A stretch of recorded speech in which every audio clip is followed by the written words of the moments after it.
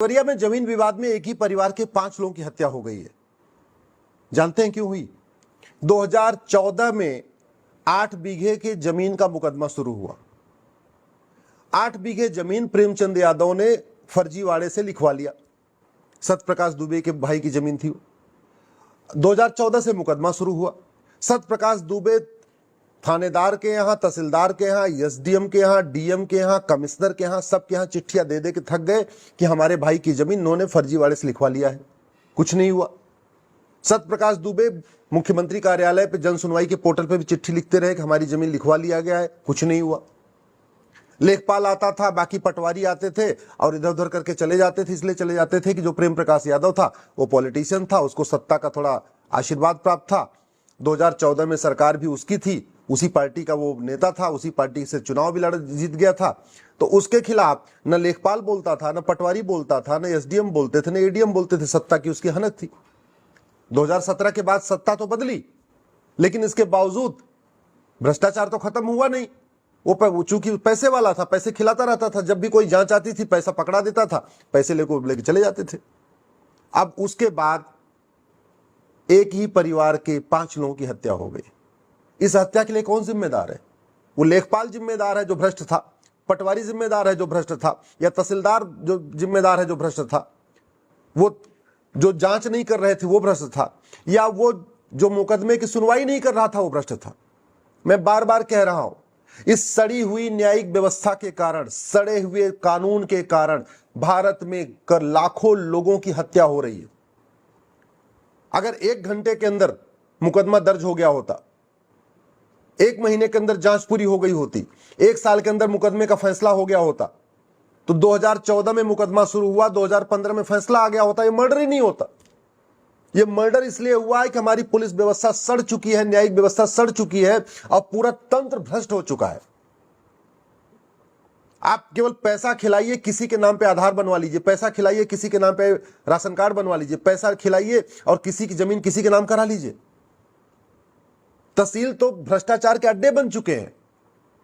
वहां पे सब कुछ फर्जी होता है। फर्जी फोटो खिंच जाती है, फर्जी साइन हो जाता है, फर्जी जमीन की रजिस्ट्री हो जाती है, फर्जी पूरा लेन देन हो, सब कुछ फर्जीवाड़ा होता है। आज भी 5 लोगों की हत्या हो गई है।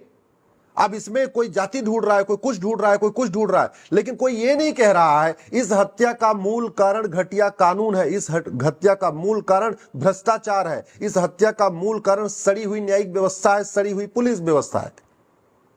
जब तक ये गुलामी के कानून खत्म नहीं होंगे, मैं बार बार रिपीट कर रहा हूं, जब तक ये 1861 का पुलिस एक्ट चलेगा तब तक पुलिस ऐसे ही रहेगी जैसे आज है।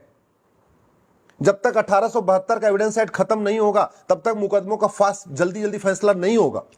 जब तक नार्को पॉलीग्राफ ब्रेन मैपिंग कानून नहीं बनेगा तब तक सच को पकड़ना और जल्दी से जांच पूरी करना असंभव है। जब तक 100 रुपए से बड़ी नोट बंद नहीं होगी भ्रष्टाचार खत्म नहीं होगा। 5000 रुपए से महंगे सामान का कैश लेन देन बंद नहीं होगा, भ्रष्टाचार खत्म नहीं होगा।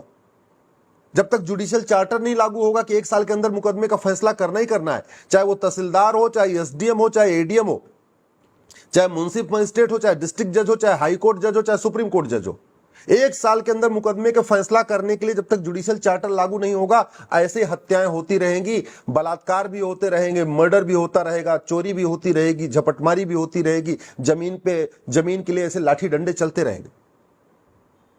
आज की डेट में जो सही व्यक्ति होता है वो थाने जाने से डरता है, मुकदमा लड़ने से डरता है, उसको लगता है मुकदमा हो जाएगा, सालों साल चलता रहेगा, इसलिए बिस्वा दो बिस्वा अपना नुकसान भी सह लेता है, लेकिन कोर्ट नहीं जाता।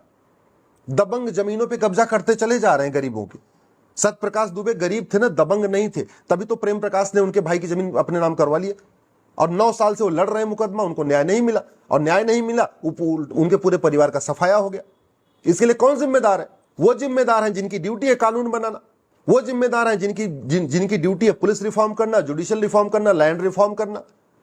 प्रॉपर्टी को अगर आधार से लिंक करने के लिए कानून बन गया होता, बहुत सारी समस्याओं का समाधान हो गया होता। 1861 का पुलिस एक्ट खत्म करके एक नया पुलिस एक्ट बन गया होता, पुलिस चार्टर लागू हो गया होता, बहुत सारी समस्याओं का समाधान हो जाता। भ्रष्टाचार को जड़ से खत्म करने के लिए जो दुनिया भर का टैक्स सिस्टम चल रहा है इसको हमने खत्म कर दिया होता, 1 नेशन 1 टैक्स लागू किया होता, आपका आराम से जो है भ्रष्टाचार खत्म हो गया होता।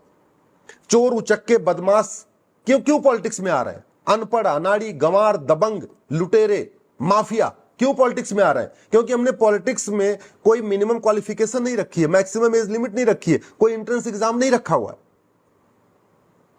चपरासी बनने के लिए भी एग्जाम होता है, होमगार्ड बनने के लिए एग्जाम होता है, कांस्टेबल बनने के लिए एग्जाम होता है, बीएसएफ में सिपाही बनने के लिए एग्जाम होता है, बैंक में क्लर्क बनने के लिए एग्जाम होता है। लेकिन ग्राम प्रधान बनने के लिए, पार्षद बनने के लिए, बीडीसी मेंबर बनने के लिए कोई एग्जाम नहीं है। तो जितने गांव के लुच्चे लफंगे दबंग होते हैं वो अपना गांव के लोगों को धमका के, लालच दे के, शराब पिला के, पैसा बांट के, कुछ करके कोई पार्षद बन जाता है, कोई प्रधान बन जाता है, कोई बीडीसी मेंबर बन जाता है। थोड़ा और पैसा आ जाता है, फॉर्च्यूनर वगैरह खरीद लेते हैं, उसके बाद फिर विधायक बन जाते हैं पैसे से टिकट खरीद के। इस व्यवस्था को बदलने की ड्यूटी किसकी है? मैं बार बार कह रहा हूं, तू मैं करने से, आरोप प्रत्यारोप करने से, नूरा कुश्ती करने से, बतौलेबाजी करने से, लच्छेदार भाषण देने से समाज में कोई बदलाव नहीं आएगा।